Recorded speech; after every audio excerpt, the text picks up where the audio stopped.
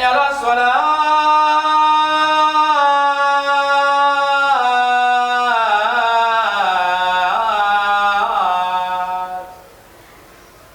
حي على الفلاح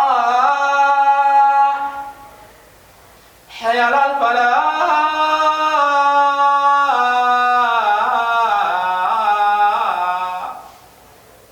الله أكبر الله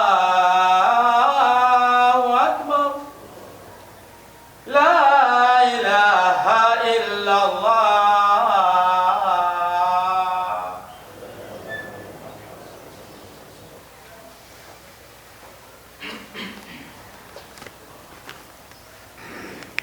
الحمد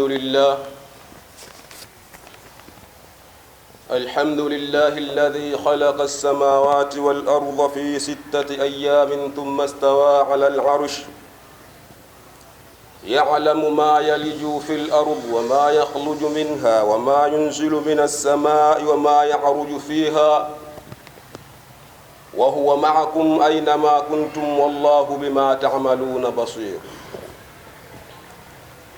ثم الصلاة والسلام على سيدنا محمد المصطفى النذير الذي هدانا إلى الدين الحق المنير وعلى آله واصحابه أولي العقول المستنير. أما baada kumshukuru Mwenyezi Mungu na kumwombea zada za rehema na amani zimwendee mtukufu wa daraja kipenzi chetu kiongozi wetu Bwana Mtume Muhammad sallallahu alayhi wasallam, nitumie fursa hii ndugu zangu Waislamu kuihusia nafsi yangu sambamba kabisa bila ya kusahau kujihusia nafsi zenu juu ya swala zima la kumcha Allah subhanahu wa ta'ala. Kwani hakika mafanikio ya mwanadamu hapa duniani na kesho yaumul hisab, Allah subhanahu wa ta'ala ameyafungamanisha mafanikio hayo juu yetu sisi wanadamu kuyaishi kwa magego maisha ya uchamungu, kama alivyotuambia ndani ya Qur'an baada a'udhu billahi minash shaitanir rajim, ya ayyuhalladhina amanu taqullaha haqqa tuqatih wala tamutunna illa wa antum muslimun. Allah anasema, enyi wale mlio na imani, muogopeni Mwenyezi Mungu ukweli wa kumuogopa, na isije kawa sisi tunajipamba na kujipambanua katika macho ya watu kwamba sisi ni wacha Mungu, lakini tunapokuwa katika maeneo ya siri, tunapokuwa faragha, tunayoyafanya ni mazito, hapo tunakuwa bado hatujayafanya yale ambayo yatakuwa sababu sisi kufikia daraja la ucha Mungu. Tena Allah anasema, wala tamutunna illa wa antum muslimun, na muishi katika hali hiyo na msife nyinyi basi mfe aliyakuwa Allah amewaridhia nyinyi ni Waislamu. Ndugu zangu Waislamu, tumo ndani ya mwezi mtukufu wa Ramadhani. Allah subhanahu wa ta'ala anatuambia amekadiria kuwa mwaka mmoja una miezi 12. Ndani yake kuna miezi 4 mitukufu, kwa maana ya Dhulqaada, Dhulhijja, Muharrami na mwezi wa Rajab. Hii ni miezi 4 mitukufu, lakini tumo ndani ya mwezi ambao tunauita mwezi mtukufu kwa kuwa umebeba matukufu. Mwezi wa Ramadhani si katika mfululizo wa miezi mitukufu, bali tunauita mwezi mtukufu kwa kuwa ni mwezi uliobeba matukufu. Miongoni mwa matukufu ambao ndani ya mwezi huu yanapatikana ni qiyamul layl, visimamo vya usiku, hususan salatu tarawih, swala ambayo haipatikani katika mwezi wowote isipokuwa mwezi huu mtukufu wa Ramadhani. Lakini pia katika matukufu ambayo ndani ya mwezi huu yanapatikana ni usiku wa cheo, Lailatul Qadr. Allah anasema Lailatul Qadr khairun min alfi shahr, usiku wa cheo, usiku huu ni bora kuliko miezi 1000. Kwa maana mwenye kuupata usiku huu akautumia katika ibada, anapata fadhila zaidi ya miezi 1000 katika miezi mingine isiyokuwa na Lailatul Qadr ndani yake. Hizi ni fadhila kubwa ambazo zinapatikana ndani ya mwezi huu mtukufu wa Ramadhani. Kwa hiyo tumo ndani ya mwezi wa kuchuma. Tunatakiwa sisi tujipinde katika kuyafanya yaliyo ya kheri, ili mwezi huu utakapoondoka, kama ambavyo Allah subhanahu wa ta'ala anatuambia na Qur'an, ayyaman ma'dudat, masiku yenyewe ni machache ya kuhesabu, yanahesabika 29 ama 30 mwezi umemalizika. Ayyaman ma'dudat, fungeni, masiku yenyewe ni ya kuhesabu. Faman kana minkum maridan au ala safar, hapa Allah subhanahu wa ta'ala anatuambia kwamba tusije tukaona kama vile hata mwezi kwetu sisi ni mzigo, kwa kuwa tumeambiwa ndani ya Qur'an na yeye mwenyewe Allah subhanahu wa ta'ala kama alivyotuambia, ya ayyuhalladhina amanu, enyi wale mlio na imani, kutiba alaikumus siyam, mmelazimishwa nyinyi kufunga, kama kutiba alal ladhina min qablikum la'allakum tattaqun, kama walivyolazimishwa wale waliokuwa kabla yenu, ili mpate kuwa wacha Mungu. Yani hapa Allah anatuambia sisi tusiwe wanyonge, masiku yenyewe ni ya kuhesabu. Tena tusione kama vile mzigo huu mzito kwetu sisi, sio mzigo mzito, na wala sio sisi peke yetu. Allah anasema kama kutiba alal ladhina min qablikum, kama alivyolazimisha na nyimati nyingine zilizopita, kwa maana Nabii Isa, Musa, huko kurudi kwa Daudi na Suleimani, mpaka huko mwanzo wa utume na unabii, walifaradhishiwa wao kufunga, na sisi ndo hivyo hivyo. Kwa hiyo tusiwe wanyonge kwa kuona kwamba haya masiku sawa machache, lakini mbona kwetu sisi? Sio sisi peke yetu, na nyimati nyingine zilizopita pia faradhi hii kwao ilikuwepo. Tena anatuambia ayyama ma'dudat, masiku yenyewe ni ya kuhesabu. Faman kana minkum maridan au ala safar, na kama itatokea miongoni mwenu mmoja miongoni mwenu ni mgonjwa ama yumo safarini, fa'iddati min ayamin ukhal, basi kwa yale masiku ambayo yeye anakuwa yupo katika hiyo hali ya kuwa yeye ni mgonjwa ama yupo katika safari ambayo ugumu wake itapelekea yeye lazima hawe nakula mchana, sababu ya safari kuwa ndefu na mazingira anayopitia yatakuwa magumu kwa yeye kuendelea kubaki na sababu, basi anaambiwa wewe kula, ila utakuja kulipa katika masiku mengine pale mwezi utakapomalizika.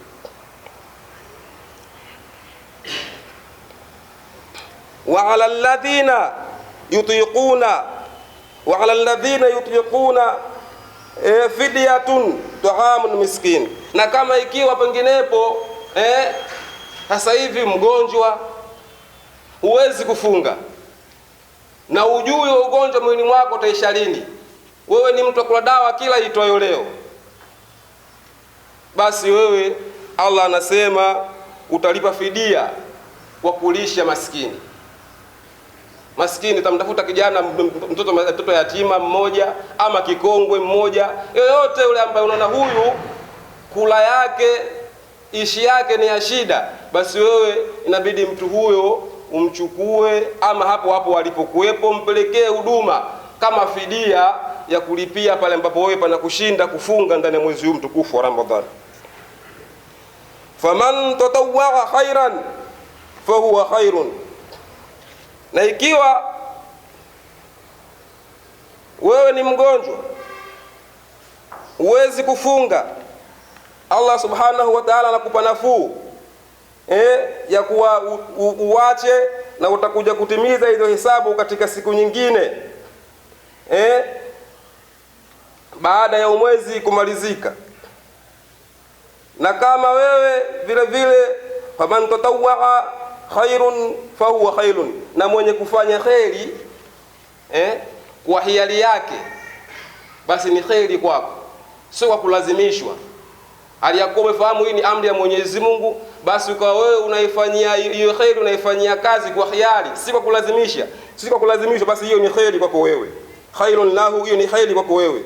Wa man tasumu wa an tasumu khairun lakum, na uko kufunga kwenu nyinyi ni bora in kuntum ta'lamun, ikiwa nyinyi mnajua. Tumo ndani ya mwezi mtukufu wa Ramadhani, mwezi wa kuchuma. Ni mwezi ambao Allah subhanahu wa ta'ala ametuambia sisi kuwa sio mwezi mgumu kwetu. Yaliyomo ndani ya mwezi huu ni mengi, tukienda kuyazungumza hapa penginepo muda utakuwa hautoshi. Ni mwezi ambao una kheri nyingi, ni mwezi wa kuchuma. Kuna watu wanaweza kuona mwezi kuwa ni mgumu. Kuna wakati Allah subhanahu wa ta'ala anasema na waja wake kwa makundi yao, kwa sababu anajua mapokeo katika kila majambo hayawezi kuwa sawa kwa watu wote. Kuna watu watakuwa na walakini. Kuna wakati Allah subhanahu wa ta'ala anasema na watu wake wote.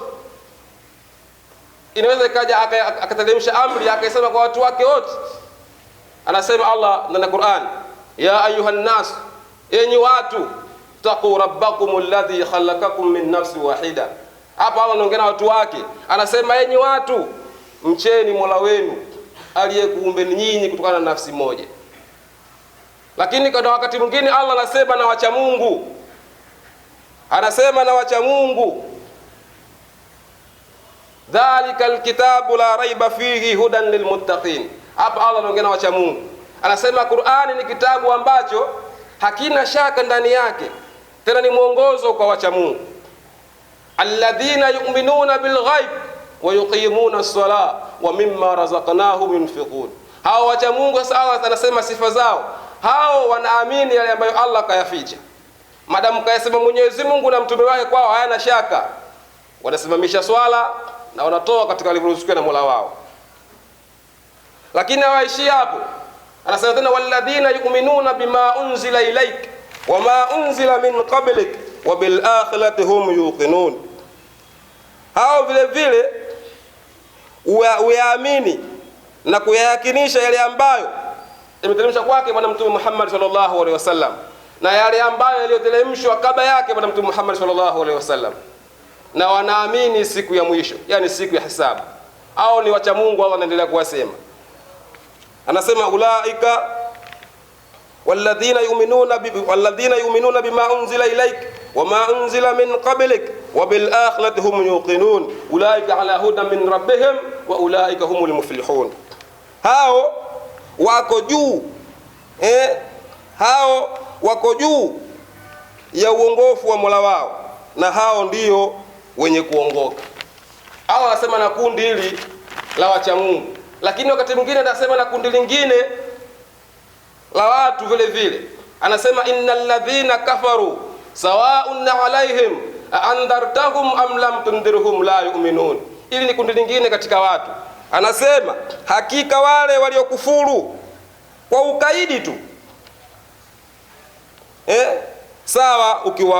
sawa ukiwalingania, na vile vile sawa hata ukiwaacha, sababu wao washakuwa hawaamini, washashika njia ya upotevu, hawataki tena, hamna neno lolote takalowaambia wao likawaingia kilini mwao.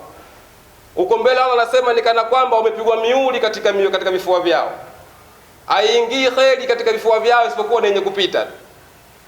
Allah anasema hili kundi lingine katika watu. Lakini ilipokuja ibada ya funga, Allah akasema na waumini, kawataja watu, kawataja hao makundi mengine. Lakini ilipokuja funga, Allah akasema na waumini, anasema ya ayyuhalladhina amanu, enyi wale mlioamini, kutiba alaikumus siyam, mmelazimishwa nyinyi kufunga, kama kutiba alal ladhina min qablikum, kama walivyolazimishwa wale waliokuwa kabla yenu, la'allakum tattaqun, ili mpate kuwa cha Mungu. Kwa hiyo ukijiona wewe wakati mwezi unakaribia na mpaka sasa hivi tayari ushafika, moyo wako umekuwa mgumu katika kuupokea na kuuishi mwezi, jua wewe si katika hao waumini. Mwezi wa Ramadhani ni mwezi wa umati Muhammad sallallahu alaihi wasallam, lakini funga ni ya waumini. Kwa hiyo ukiona wewe mwezi huu umeingia na kwako mwezi umekuwa mgumu kuupokea na kuishi nao, unafunga, lakini kwa wewe funga imekuwa kama vile ni uko jela, kama vile umepewa adhabu, basi jua wewe si katika waumini. Siku miongoni mwa siku, Bwana Mtume Muhammad sallallahu alaihi wasallam akiwa anapanda katika mimbari yake, kuongea na masahaba. Mimbari yake ilikuwa na ngazi 3. Anapanda katika ngazi ya kwanza, akasikia Mtume akisema amin. Anapanda katika ngazi ya pili, anasema tena amin. Anapanda ngazi ya 3, anasema tena amin. Kisha akasimama akahutubu. Baada ya kumaliza hutuba, ameshuka. Baada ya mambo mengine yote, kabla ya kutawanyika, masahaba wakamuuliza Mtume, ya Rasulullah, tumekusikia ukiitikia amin, amin, amin. Hebu tuambie ni jambo gani lililokuwa likisemwa mpaka wewe ukaona itikia amin, amin, amin? Rasul Muhammad sallallahu alaihi wasallam akawaambia masahaba zake, wakati ninapanda hapa alinishika Jibril, akaniambia mambo matatu. Jambo la kwanza akaniambia, ole wake yule ambaye utamfikia yeye mwezi mtukufu wa Ramadhani akaudiriki hali ya kuwa mzima wa afya, na mpaka ukamalizika yeye ni mzima wa afya, alafu hakusamehewa dhambi zake. Tumekaitikia amin. Jambo la pili akasema tena, ole wake yule ambaye watafikia uzee wazazi wake wawili na hali ya kuwa yeye yuko nao katika hali yoyote ulionayo wewe,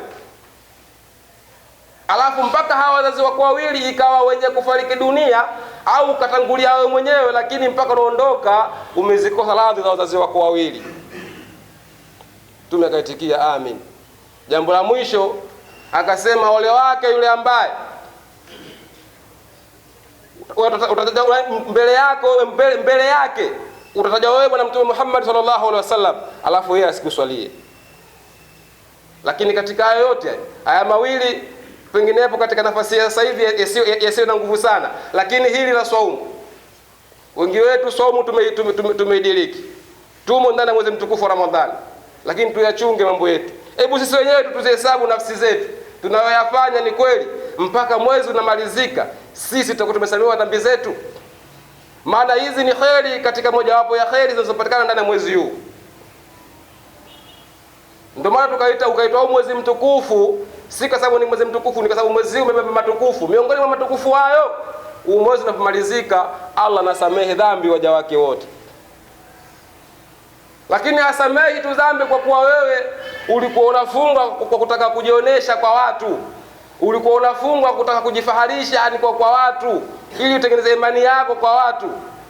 Hiyo funga yako itakuwa haina faida yote mbele ya Allah subhanahu wa ta'ala. Unafunga bado ni muongo. Unafunga, sisi vijana unacheza kamari. Leo hii tuna makamari mpaka katika mitaa yetu. Tumeletewa sisi na tumeyapokea, tunacheza huko mitaani. Wazee kwa vijana, wanawake kwa wanamume. Unafunga, unacheza kamari. Unafunga, kifungo kile chako wewe ni sigara. Unafunga, mdomoni mwako hawasalimiki watu. Bwana Mtume anasema Allah subhanahu wa ta'ala ana haja na funga hiyo. Yaani usije wewe ukaacha kula, ukaacha kunywa, ukasema unafunga, alafu katika hiyo funga yako, kwenye hiyo kuta nzima ya funga yako ndio unaishi katika minajili hiyo. Lakini pia wapo vijana wenzangu leo hii wameweka hakiba ya dhambi. Vijana wenzangu wameweka hakiba ya dhambi. Masiku mawili nyuma, pengine mpaka wiki, mpaka masiku 10, walikuwa wanaishi na wanawake ambao hawajawaoa. Mwezi huu umefika, kamchukua yule mwanamke kamrudisha nyumbani kwao, au kamwambia tuondoka, maana huwezi kumrudisha, hujamchukua, unaenda kumfuata yule, ulimchukua tu mbele kwa mbele, kwa kaambia tu maana wewe nenda, nataka nifunge. Umeweka akiba yako ya dhambi, kama mwezi utakapomalizika utakwenda kumchukua kumrudisha. Yaani umeweka akiba ya dhambi. Leo hii hata kwenye simu zetu wapo vijana tunasema msimu wa embe, kuna msimu wa korosho, kuna msimu wa mananasi. Huu sasa hivi ni msimu wa swala. Kila msikiti sasa hivi unajaa, ni msimu wake huu. Lakini katika hao wanaojaa misikitini wapo wamekuja msikitini, wana akiba zao za dhambi mifukoni, kwenye simu zao wana namba za imada wao bado zipo. Sasa hivi hawasiliani hao.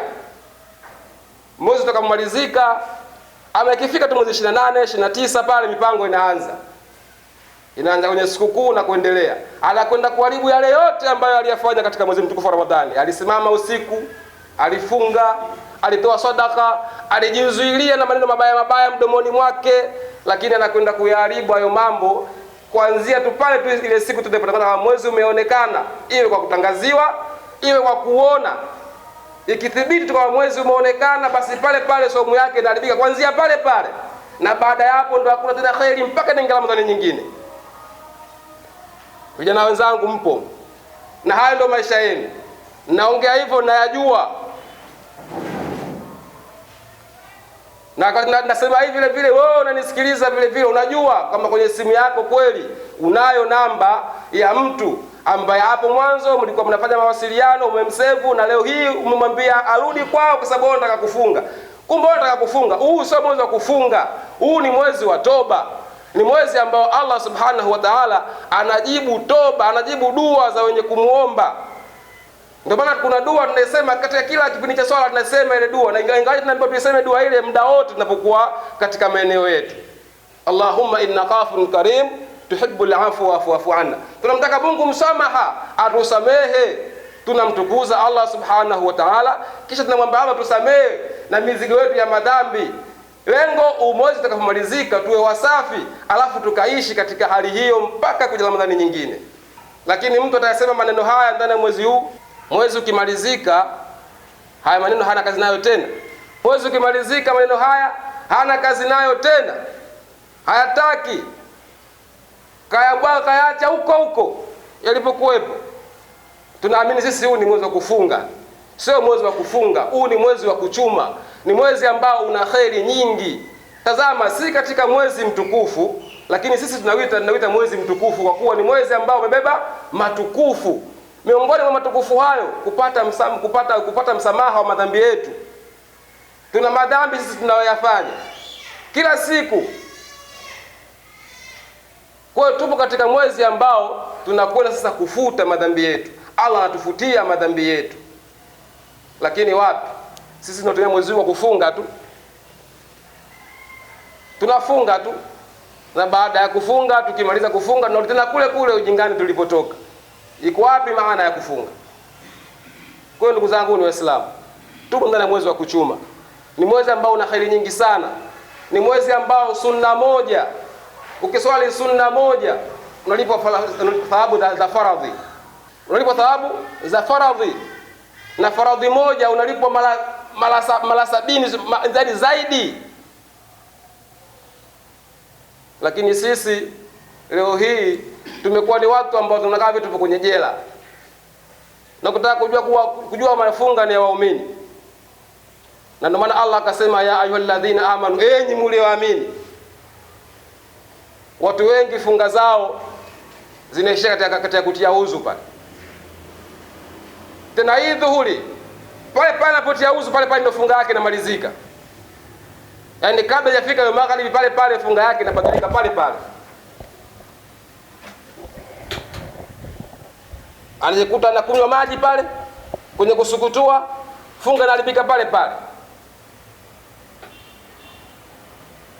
Ukiona unafanya matendo hayo, jua wewe si katika waumini. Muumini aliyekuwa wa kweli hajaribiki funga yake kizembezembe. Muumini aliyekuwa wa kweli hajaribiki funga yake kizembezembe. Anaichunga funga yake vizuri. Anafunga kwa kufuata taratibu zote za kufunga. Kama itatokea kuharibika, basi ni kwa bahati mbaya, pengine pasina yeye mwenyewe kujijua kwamba hapa kafanya jambo kateleza likapelekea funga yake kubatilika. Ndugu zangu Waislamu, tumo ndani ya mwezi wa toba. Tumo ndani ya mwezi wa kuchuma. Tuyashike maneno ya Bwana Mtume Muhammad sallallahu alaihi wasallam pale aliposema man sama Ramadhan mtu mwenye kufunga Ramadhani imanan, akiwa ana imani, wa ihtisaban, na ana yaqini atajia kutoka radhi kutoka kwa Mola wake, Allah anasema, mtume anasema ghufira lahu ma taqaddama min dhanbi, mtu huyo Allah anampa msamaha wa madhambi yake yaliyotanguliza. Vipi mimi na wewe tukachezee fursa hii? Vipi mimi na wewe tusitumie vizuri nafasi hii? Ndugu zangu Waislamu, maneno ya kusema ni mengi sana. Maneno ya kusema ni mengi sana. Huu ni mwezi ambao Allah anasema ni mwezi ambao umeteremshwa Qur'an. Qur'ani ambayo ni uongozi, ni uongofu kwa watu. Qur'ani ambayo imekuja kubainisha haki na batili kwa makusudi tuijue haki, tuifate, tuijue batili, tuepukane nayo. Lakini sisi leo hii kwa masikitiko yaliokuwa makubwa, mpaka tupo ndani ya mwezi huu wa toba, mwezi wa kutubia madhambi yetu, na bado tunaendelea kufanya madhambi. Mpaka Jibril anashuka kumwambia maneno yale bwana mtume kwamba wale wake yule ambaye ameangamia, yule ambaye itamkutia Ramadhani akiwa mzima wa afya, na mpaka kamalizika akiwa mzima wa afya, alafu asisamehewe dhambi zake. Anajua kwamba watu ndani ya mwezi huu watu wanachuma dhambi wingi, ndani ya mwezi huu wa kutubu watu wanachuma midhambi mingi. Na asili ya miezi hii, miezi ambayo Allah ameweka kwa ajili ya kutubia madhambi yetu, tukiitumia vibaya, basi zile faida ambazo tunazipata katika kheri, basi na hasara yake inakuwa hivyo hivyo. Kama mwezi huu ukifanya kheri moja, unaandikiwa thawabu 100 mfano wake, basi na dhambi ndio hivyo hivyo, sababu ni mwezi wa kuchuma. Kwa hiyo itategemea wewe sasa unachuma nini. Ukichuma kheri, basi utachuma kheri nyingi zaidi, na kama ukichuma shari, jua unachuma shari nyingi zaidi. Ndugu zangu ni Waislamu, tuishi katika maisha ambayo Allah subhanahu wa ta'ala na mtume wake wanayaridhia, ili tukapate uongofu, tupate uongofu hapa duniani, tupate uongofu kableni, na kesho umhisabu Allah akatuingize mara pema peponi. Fa idha quriya alquran fastami'u lahu wa ansitu la'allakum turhamun. Fa idha qara'ta alqur'ana fasta'idhu billahi minash shaitanir rajim. A'udhu billahi minash shaitanir rajim. Wal 'asr innal insana lafi khusr illa alladhina amanu wa 'amilus salihati wa tawasaw bil haqq wa tawasaw bis sabr.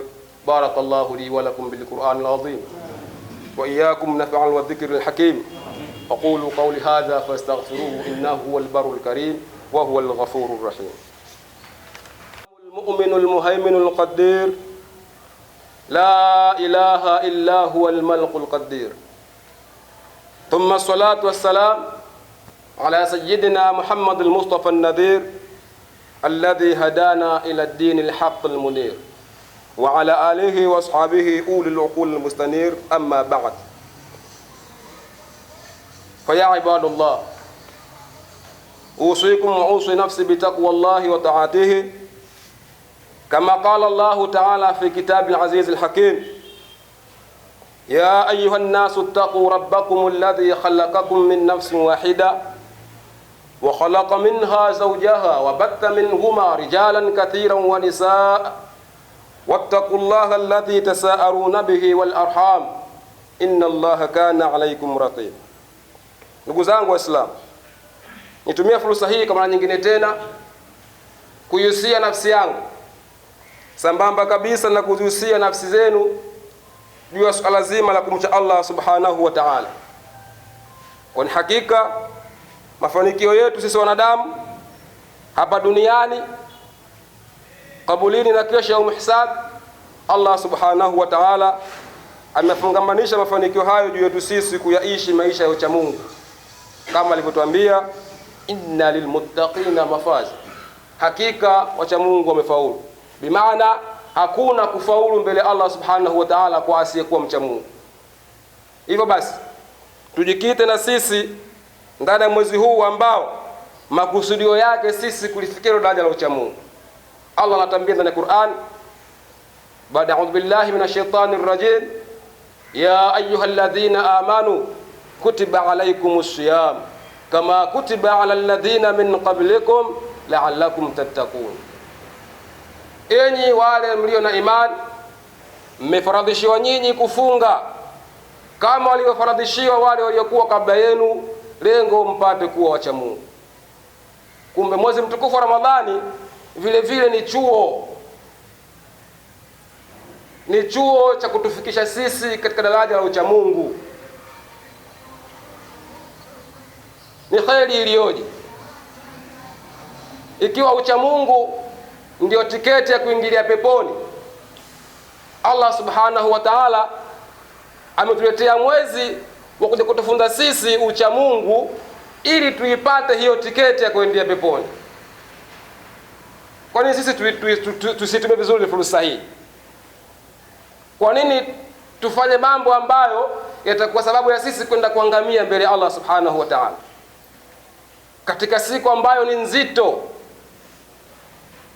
siku ya kwenda katika mahakama yake Allah subhanahu wa ta'ala? Hiyo ni siku nzito, siku ambayo tunaambiwa la yanfa'u malun wala banun, siku ambayo haitamfaa mtu mali yake wala watoto, illa man ata Allahu biqalbi salim, isipokuwa yule ambaye atapandishwa katika mahakama ya Mola wake hali ya kuwa ni mwenye moyo uliosalimika.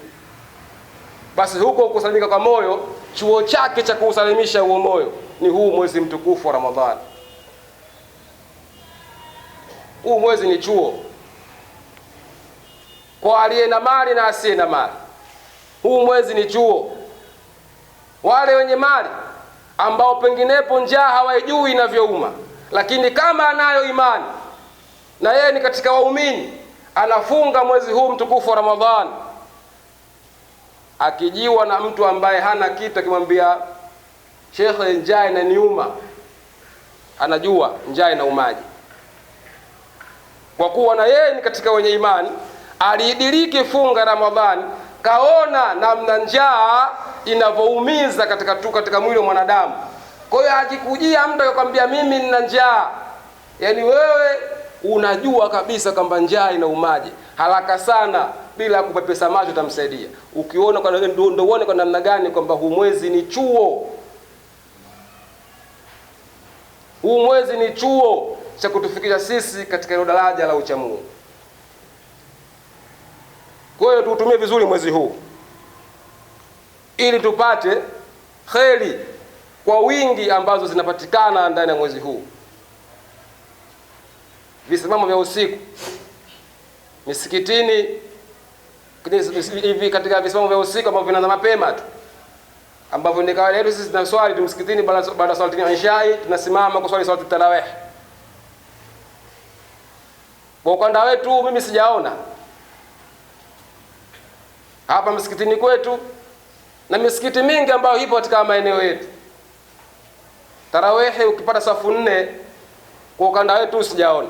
Kama ipo alhamdulillah, lakini wengi tarawih tumeizalau, tumeiacha. Swala ya Isha tunajaa msikitini kwa wingi. Baada ya salamu kuna kundi kubwa la watu linakatika msikitini, na kwa masikitiko yale makubwa, hilo kundi ambalo linakatika kutoka msikitini halina safari yoyote, wala kwenda ni jobless zao kujadili mambo yanaendelea huko duniani, timu zao, vyama vyao na mambo mengineyo, mambo ambayo hayana faida yoyote kwa mustakabali wa maisha yako. Tupo katika kuchuma, mtu anazikimbia kheri, anayakimbilia mambo ya shari. Allah subhanahu wa ta'ala atuambia ndani ya Qur'an katika sura al-Jumaa kwenye zile aya za mwishoni, anatuambia pale, fa idha qudiyatis salatu fantashiru fil ardh wabtaghu min fadlillah wadhkurullaha kathiran la'allakum tuflihun. Atambia pindi itakapomalizika swala, tawanyikeni katika ardhi ili mkatafute fadhila za Mola wenu. Wadhkurullaha kathiran, na mumtaje Mwenyezi Mungu kwa wingi. Si tumetawanyika? Sasa huko nje ni kutawanyika huko, tunatakiwa Mungu tumtaje kwa wingi, ndimi zetu ziwe za maji muda wote kwa adhkari, kumtakasa Allah subhanahu wa ta'ala. Swali la kujiuliza, wewe mwenyewe muda huu unaposikiza maneno haya, ukitoka hapa msikitini ukienda hapo nje, unaye Mungu mdomoni mwako? Ikiwa amri ndio hii kwamba kumbe sisi tunatakiwa tuje tufanya ibada, na baada ya ibada tutoke ili tukatafute fadhila zake Allah subhanahu wa ta'ala, lakini katika kutafuta fadhila hizo, basi wadhkurullaha kathiran la'allakum tuflihun, tumtaje Mwenyezi Mungu kwa wingi ili tupate kufaulu. Balil insanu ala nafsihi basira, kila mwanadamu anajua ndani ya nafsi yake. Tukitoka kwa nje sisi huko, Mungu hatuna mdomoni. Na siku hizi tulivyokwenda mbali, atumsifii mtu mpaka tumtukane. Yaani kabla ya sifa inatangulia tusi, alafu ndio inakuja sifa ya mtu, hata kama ikiwa sifa yake nzuri. Ndio mazungumzo yetu ya huko nje.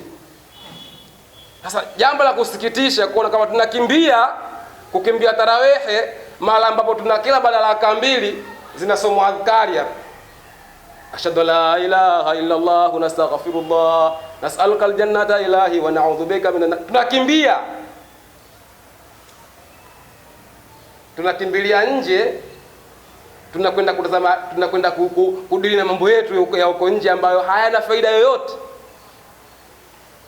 Kama lipo jambo la maana ambalo uko nje unalikimbilia, nenda kafanye hilo jambo. Lakini hauna jambo lolote, upende tu kukaa msikitini. Yaani ulipokuja hapa kama umekuja jela.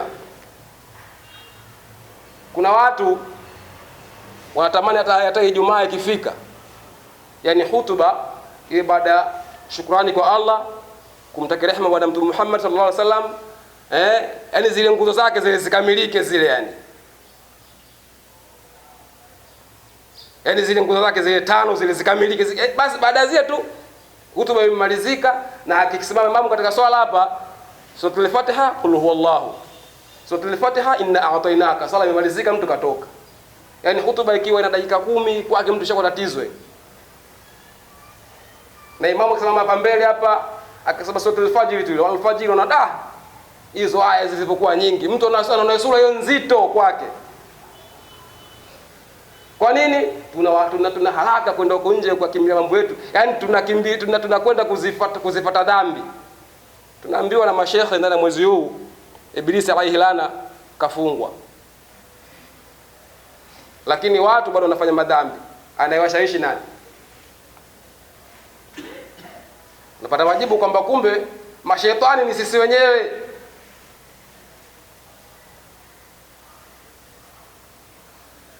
Sisi wenyewe ndio mashaitani.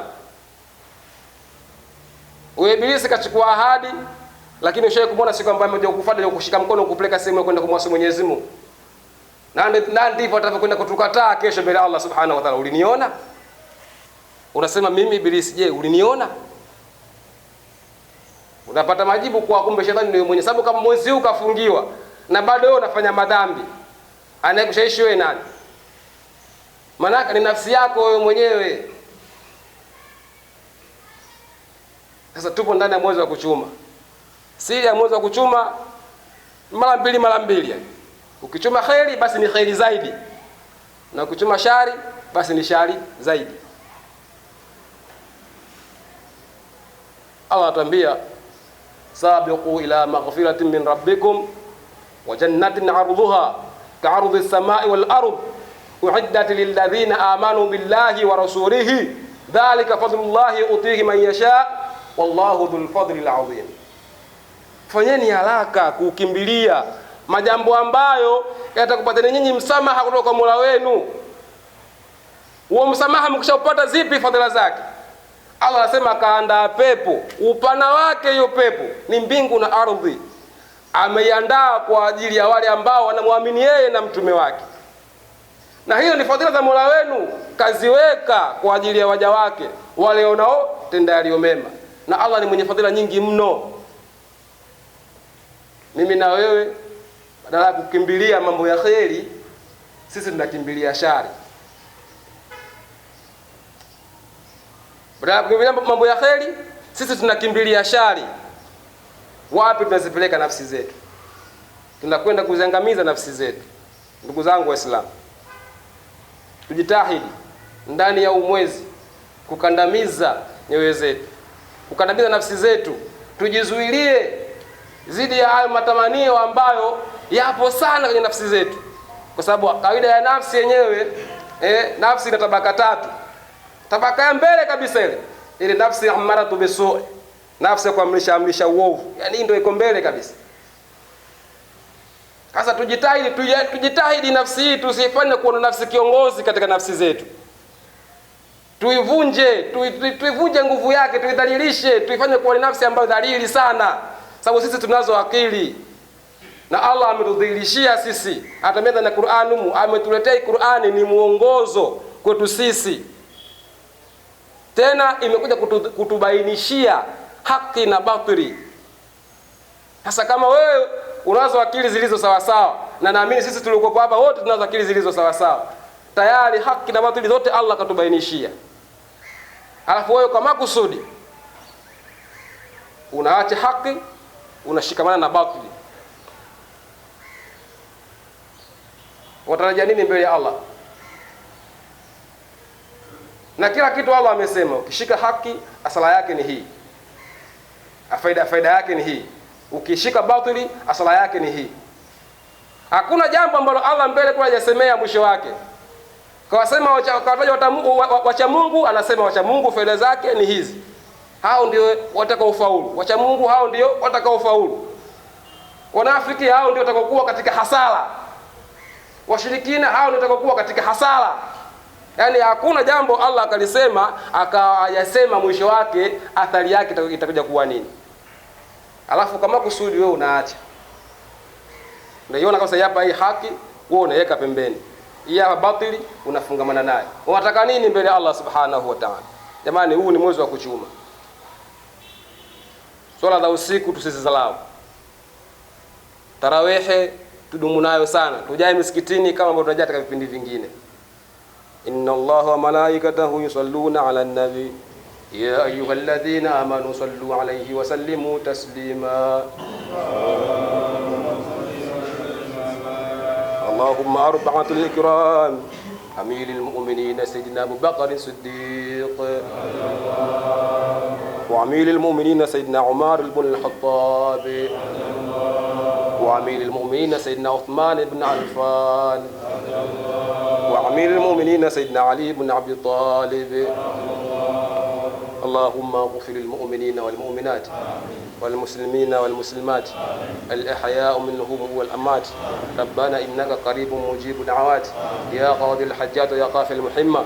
اللهم إن قاف قريب تحب العفو فاعف عنا واعف عنا.